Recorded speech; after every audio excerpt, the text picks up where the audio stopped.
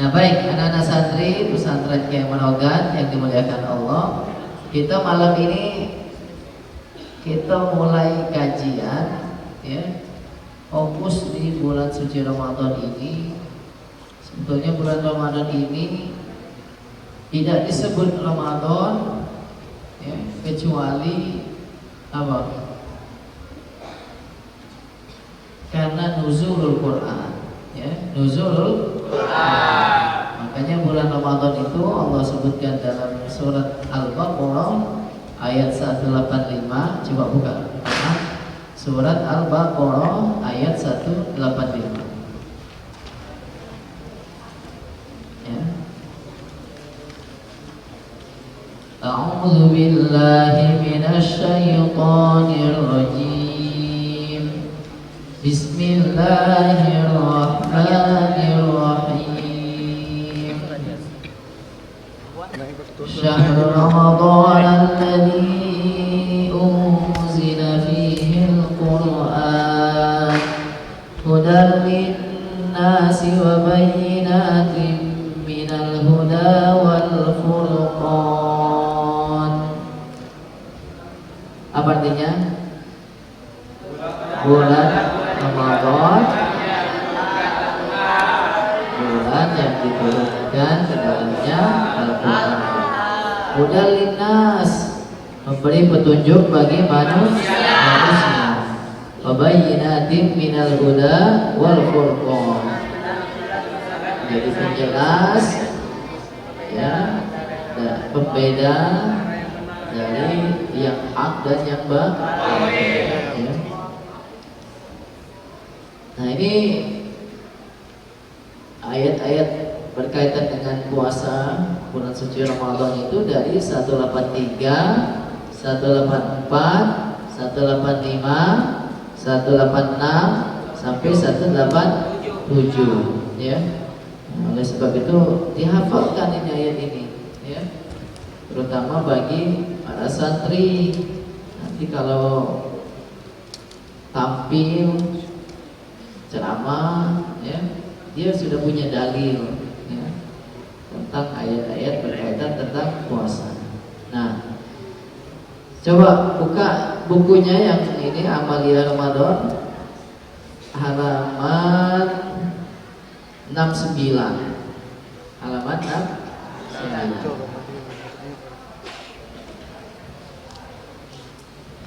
Coba dibaca di situ ya. Masing-masing baca. Sebuah pertanyaan mendasar namun sangat jarang diutarakan. Kenapa puasa diwajibkan pada bulan Ramadan, bukan di bulan-bulan mulia lagi bersejarah lainnya?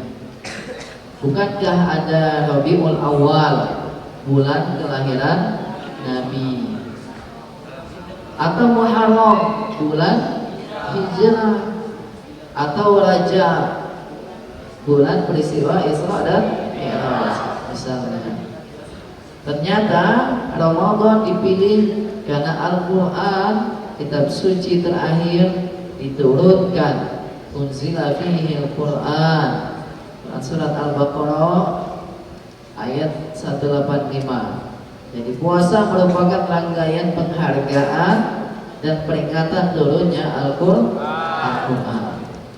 Bisa dikatakan penekanannya sebetulnya bukan pada syariat puasa itu sendiri, tapi pada Al-Quran. Allah sepertinya menginginkan manusia menyambut bulan Al-Quran dengan ibadah puasa, dan sekaligus agar manusia memahami bahwa ada keterkaitan erat antara puasa dan Al-Quran. Perhatikan fakta-fakta berikut ini ya. Yang dipanggil oleh Allah untuk menjalankan ibadah puasa terbatas hanya kepada mereka yang beriman. Apa ayatnya? Ya ayyuhalladzina amanu, wahai orang-orang yang beriman ya, diwajibkan atas kalian puasa. Jadi persyaratan utamanya adalah iman. Nah, iman sifatnya abstrak dan tidak kelihatan. Lalu bagaimana mengecek keimanan seseorang? Allah menyebutkan indikatornya. Coba, apa artinya itu? Sesungguhnya ciri orang yang beriman ialah mereka yang apabila disebut nama Allah gemetar hatinya, dan apabila dibacakan kepada mereka ayat-ayatnya bertambah imannya. Di mana itu? Di Quran surat Al-Anfal ayat 2. Coba buka Quran surat Al-Anfal ayat 2.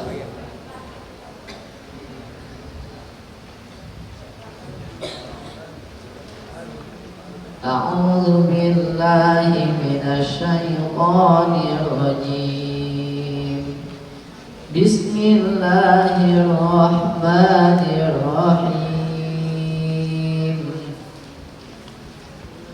Innamal mu'minuna alladzina idza dzukirallahu wajilat qulubuhum wa idza tuliyat 'alaihim ayatuhu zadatuhum imana wa 'ala rabbihim yatawakkalun. Ya. Surat Al-Anfal ayat 2. Apa artinya? Sesungguhnya ciri orang yang beriman adalah apabila disebutkan namanya, nama Allah gemetar hatinya, dan apabila dibacakan kepadanya ayat-ayat Al-Quran bertambah imannya. Ya. Jadi orang yang beriman ialah orang yang memiliki keterikatan emosional dengan Al-Quran. Lanjut lagi, tujuan ritual dan spiritual dari puasa adalah takwa. La'allakum tattaqun. Mudah-mudahan dengan puasa itu kalian bertakwa. Quran surat Al-Baqarah ayat 183. Nah, yang bisa menjadikan Al-Quran sebagai hudan hanya orang yang bertakwa. Coba buka Quran surat Al-Baqarah awal ayat 2. Buka Quran surat Al-Baqarah ayat 2.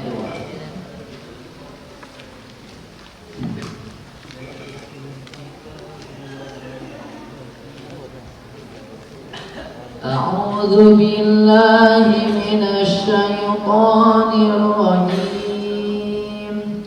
Bismillahirrahmanirrahim. Dzalikal kitabu la raiba fihi hudan lil muttaqin. Ya, apa artinya? Itulah kitab Al-Quran yang tidak ada keraguan di dalamnya, hudan, petunjuk bagi orang-orang yang beriman. Lanjut lagi lihat di buku itu. Dengan demikian Al-Quran dan puasa Ramadan merupakan dua hal yang tidak bisa dipisahkan satu sama lain. Maka sangat aneh kalau di bulan Ramadan sekalipun kita tidak membaca Al-Quran. Bahkan lebih aneh lagi kalau kita begitu rajinnya berpuasa, ibadah penghargaan atas turunnya Al-Quran di bulan Ramadan, namun tidak sama sekali menyentuh Al-Quran. Ya, membaca Al-Quran mendatangkan kenikmatan dan kebahagiaan tersendiri yang sulit dilakukan. Padahal di antara ibadah-ibadah yang disebutkan dalam agama, tidak ada yang paling terdahulu diperintahkan kecuali membaca. Iqra. Itu perintah pertama yang diturunkan kepada Nabi Muhammad SAW. Sebelum ada perintah sholat, sebelum ada perintah puasa, sebelum ada perintah zakat, sebelum ada perintah naik haji, perintah yang pertama adalah Iqra. Ya, Nabi di Gua Hira sedang tahannus. Ya, wahyu yang pertama diturunkan kepada Nabi Muhammad adalah Iqra, baca. Ya. Sampai-sampai diulangi 2 kali. Iqra bismi rabbikal ladzi khalaq, khalaqal insana min 'alaq, Iqra wa rabbukal akram. sampai apa? Ketakutan Nabi Muhammad melihat malaikat Jibril menunjukkan wujud aslinya seperti raksasa besar, ya. Dia kurang baca. Nabi menjawab, ma'ana biqari, aku tidak bisa membaca. Sampai dituntun oleh malaikat Jibril, iqra bismi rabbikal ladzi khalaq, bacalah dengan nama Tuhanmu yang mencipta, ya. Jadi Tuhannya umat Islam adalah Tuhan yang mencipta, bukan yang diciptakan. Dibuat dari makanan, dibuat jadi bentuk roti, disembah, kalau lapar habis itu dimakan. Nah itu bukan. Jadi nggak masuk akal kalau ada Tuhannya yang bukannya yang mencipta tapi yang dicipta, itu nggak masuk akal. Orang buat patung, ya, dibuat, dipahatnya, habis itu disembah. Yang benar Tuhan itu adalah Alladzi khalaq, Dia yang mencipta.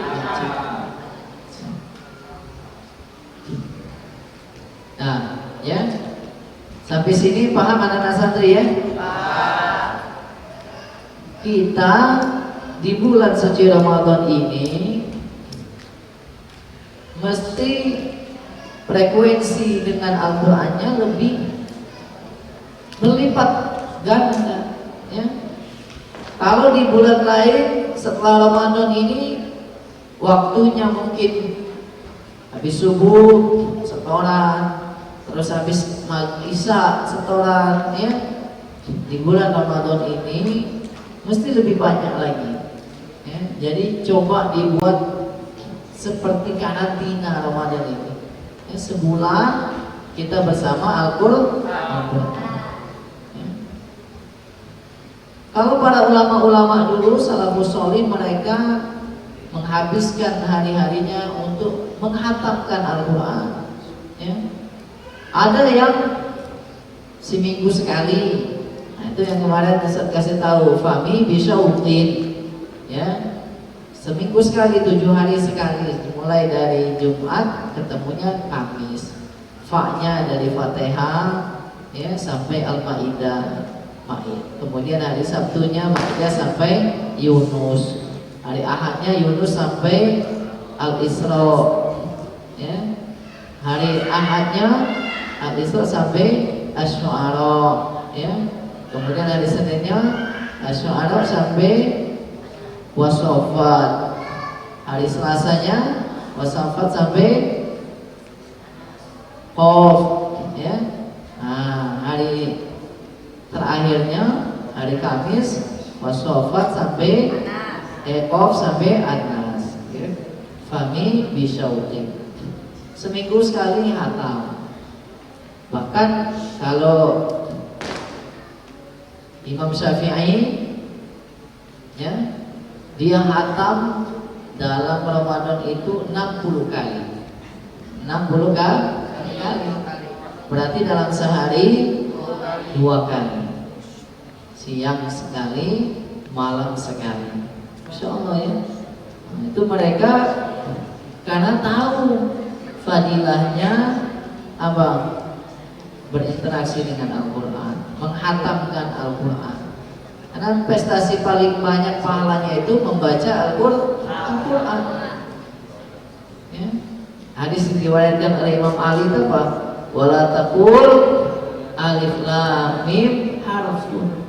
Jangan kamu katakan alif lam mim itu satu huruf, tapi alifun harfun, alif satu huruf, lam harfun, lam satu huruf, mimun harfun, mim satu huruf. Alif lam mim 3 huruf. 3 huruf, 1 huruf dikali 10 kali lipat. Ya. Kalau di bulan suci Ramadan dibalas berkali-kali lipat, Masya Allah. Ya. Coba siapa di sini yang pengen wisuda tahun depan? Siapa yang di sini yang wisuda tahun depan? Ya, wisuda tahfiz tahun depan. Ya, mana yang laki-lakinya? Hah? Siapa yang pengen wisuda tahun depan? Ya. Yang perempuannya?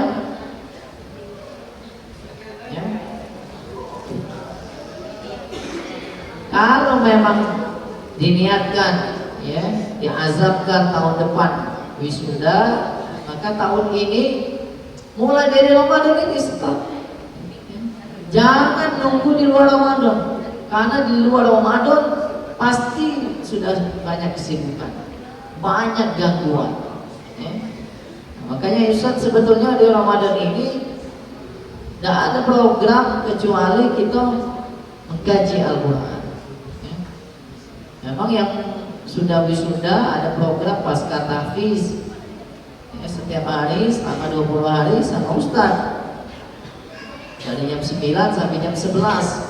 Nah yang lainnya mulai ngapa ya? Kalau memang pengen cita-citanya di wisuda tahun depan ya. Nah, coba ustaz-ustaznya ya di ini dibuat jadwal ya. Sekolah ada lagi libur kan, sekolah pendidikan umumnya stop dulu Ramadan ini ya. Kita kembali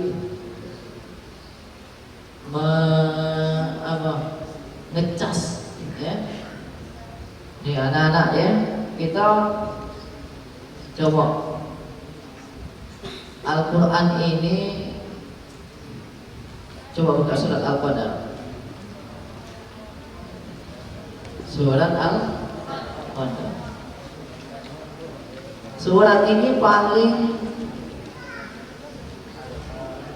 sering didengar para khotib, para imam ya di bulan suci Ramadan ini. Biasanya kalau sudah 15 hari terakhir mereka membaca habis Fatihah surat Al-Qadar ya. Ayo kita baca sama-sama surat Al-Qadar ya. Bismillahirrahmanirrahim.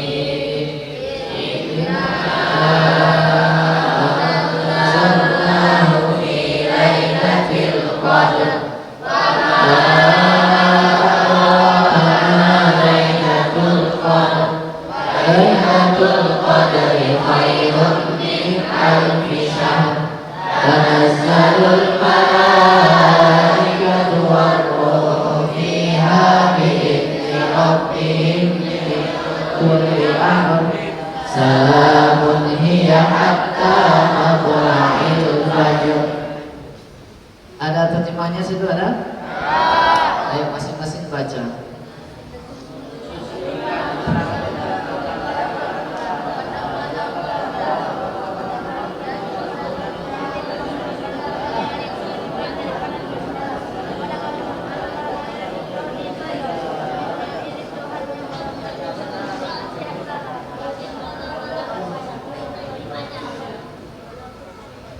Ya, sudah baca ya? Coba buka buku ini Amalia Ramadannya halaman 72 coba.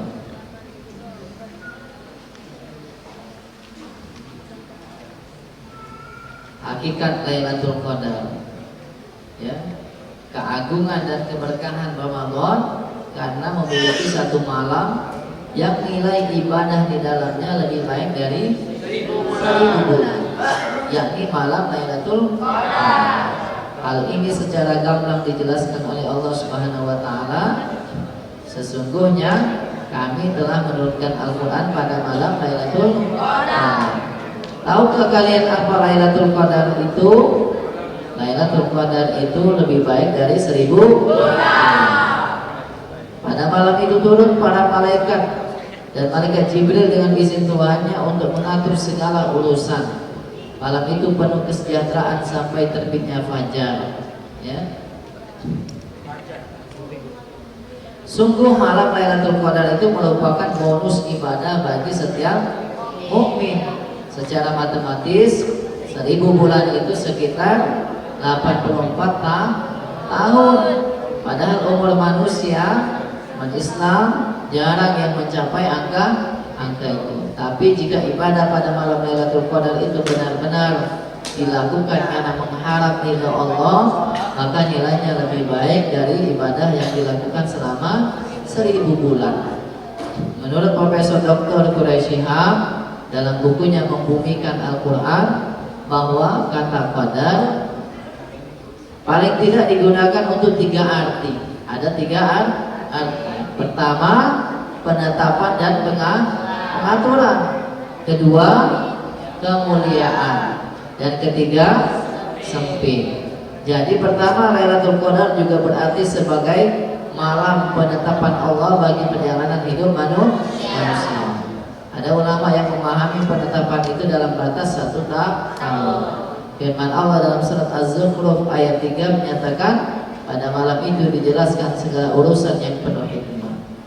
Yang dimaksud dengan segala urusan dalam ayat tersebut adalah segala perkara yang berhubungan dengan kehidupan makhluk, hidup, mati, rezeki, untuk baik, untuk buruk, dan sebagainya.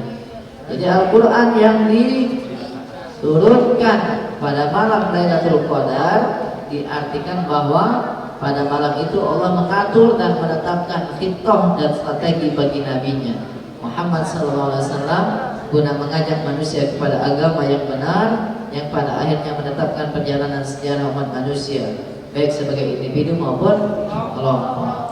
Kedua, Lailatul Qadar juga diartikan sebagai malam mulia yang tiada bandingnya, yang mulia karena terpilih sebagai malam turunnya Al-Quran, dan ia juga menjadi titik tolak dari segala kemuliaan yang dapat diraih.